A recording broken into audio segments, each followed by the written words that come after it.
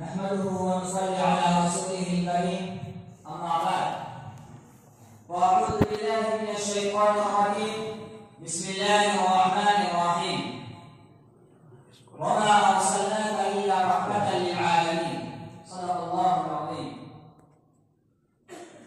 صدر سيارات حضرات الحكم مشيخ اساتذہ اکرام اور حاضرین جلسہ، اصل سے قدرت کا ایک دستور رہا ہے کہ جب صداقت و امانت کا درخت مرجھانے لگتا ہے، اخوت و محبت کے رنگین برق بکھرنے لگتے ہیں، عدالت کا باغ ویران ہونے لگتا ہے، تو اس وقت روح انسانیت چیختی ہے کہ اے خدا رحم فرما، کرم فرما. اس آہ و بکا اور چیخ و پکار سے رحمت خداوند کی جوش میں آتی ہے اور ارحم الراحمین کائنات انسانیت پر رحم و کرم کا ایک انقلاب برپا کر دیتا ہے. عالم انسانیت کی فضائے روحانی کا ایک ایسا ہی عظیم انقلاب عرب کی وادی میں رونما ہوا جس نے سارے جہاں کے ریگستانوں کو سرسبزی اور شادابی کی بشارت سنائی، جس نے توحید الہی کی چمتکار سے کفرستان کو جگمگا دیا. ساری دنیا پر اس کی رحمت چھا گئی، اور کیوں نہ چاہتی جبکہ رب العالمین نے اسے رحمت للعالمین بنا کر بھیجا تھا. میرے محترم دوستو، اس قدر کے عالم کے جتنے بھی انبیاء کرام تشریف لائے، سب کے سب اخلاق حسنہ اور صفات عالیہ کے پیکر تھے.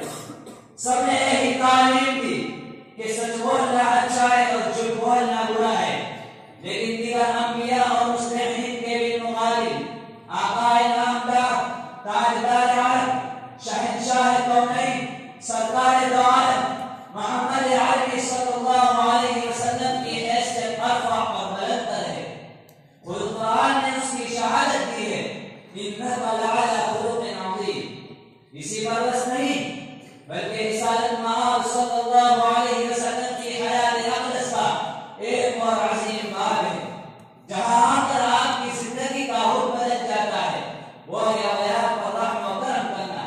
کیونکہ تاریخ کے اوراق میں اپنوں پر رحم و کرم کی مثالیں تو بہت ملتی ہے، مگر دشمنوں پر رحم و کرم کی نظیر برائے نام نہیں ملتی ہے. تو آئیے تاریخ کے اوراق پلٹتے ہیں اور آپ کے رحم و کرم اور عفو و درگزر کی نظیریں پیش کرتے ہیں. سامعین کرام، تم سب کو معلوم ہوگا کہ ابو جہل رسول کا جانی دشمن تھا، مگر قیصر روم کے دربار میں وہی ابو جہل آپ کے رحم و کرم کی گواہی دیتا ہے. عمر بن فاروق خون کی پیاسی تلوار لے کر دربار رسالت میں حاضر ہوا تھا. آپ نے اسے بھی رحم و کرم اور عفو و درگزر کا گلدستہ پیش کیا. ہندا جس نے آپ کے چچا حضرت حمزہ کی ناک کاٹ کر آپ کو تڑپا دیا تھا، آپ نے اسے بھی رحم و کرم اور عفو و درگزر کا گلدستہ پیش کیا. میرے محترم دوستو، اگر آپ پر یقین نہیں آتا تو جاؤ تاریخ کی نگاہوں سے پوچھو، آسمان کے تاروں سے پوچھو، عرب کے صحراؤں سے پوچھو، سب کے سب یہی کہیں گے کہ تاجدار مدینہ نے فاتح بنکر کی اولاد پر رحم و کرم کیا ہے، حکمراں بن کر بھی دشمنوں سے عفو و درگزر کا معاملہ کیا ہے. تاریخ نہیں بلکہ سیرت کی کتابیں بھی نقشہ ہے کہ آپ نے کبھی بھی کسی جانی دشمن اور قاتلانہ حملہ کرنے والوں سے انتقام نہیں لیا. ہرگز ایسی بات نہیں کہ آپ نے انتقام کی طاقت نہیں دی، بلکہ دشمن بھی آپ کے قبضے میں موجود تھا، شمشیر بھی آپ کے سامنے کھلی ہوئی تھی. دنیا کا قانون بھی یہی تھا کہ آپ انتقام لے لیں. شہنشاہوں اور حکمرانوں کا دستور بھی یہی تھا کہ جانی دشمن سے انتقام لیا جائے، مگر انتقام نہیں لیا. کیوں؟ اس لیے کہ رب العالمین نے دیگر شہنشاہوں اور حکمرانوں جیسا نہیں بنایا تھا، بلکہ رب العالمین نے رحمت للعالمین بنا کر بھیجا تھا. رسول عالمی کے دیوانوں، رسول اکرم صلی اللہ علیہ وسلم کی حیات طیبہ میں دشمنوں سے انتقام لینے کے بہت سارے مواقع آئے، مگر انتقام کا سب سے اہم موقع اور سب سے اہم گھڑی خیبر کی تاریخ تھی، جس میں ہر سال مظلوم کے رستے قدرت میں تھا. مقتول کے ورثاء کے قبضے میں تھا۔ حضرت صالح الخدری دن میں اليوم یوم الملحمہ کے ترانے گا رہے تھے۔ تمام صحابہ کرام جوش و انتقام میں پکار کر کہہ رہے تھے کہ قریش کے دیاروں، ماضی تمہارا تھا، آج ہمارا ہے۔ کل تمہاری تلواریں ہمارے گردن پر تھی، آج ہماری تلواریں تمہارے گردن پر ہوگی۔ آج تمہارے سب کے سب مظالم کا بدلہ لیا جائے گا۔ مگر لاکھوں جانے قربان اس رحمت للعالمین کے رحم و کرم پر کہ جس نے اليوم یوم الملحمہ کے جواب میں اليوم یوم الملحمہ فرمایا۔ اتنا سننا تھا کہ تمام صحابہ کرام بول اٹھے کہ یا رسول اللہ صلی اللہ علیہ وسلم، یہ وہی ہے جنہوں نے بلال حبشی کے سینے پر پتھر رکھ کر ڈروایا تھا۔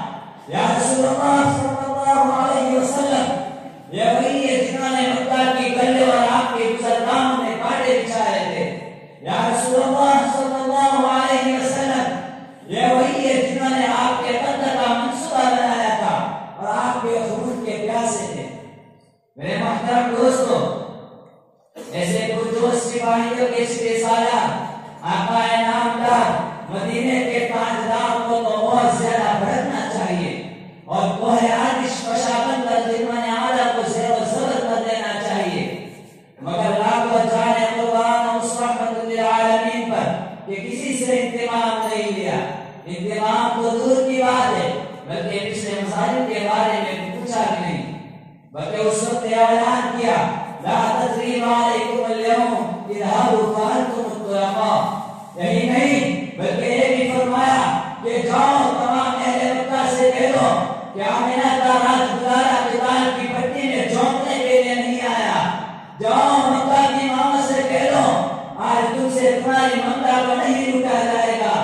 جاؤ مکہ کی بیویوں سے کہہ دو آج تمہیں بیوہ نہیں کیا جائے گا۔